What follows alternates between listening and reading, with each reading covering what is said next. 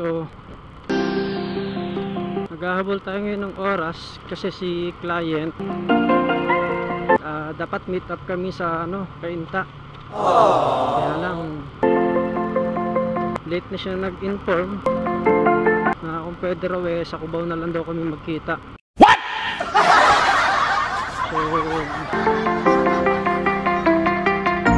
ayun, napasubo. Ang galing! Ang galing!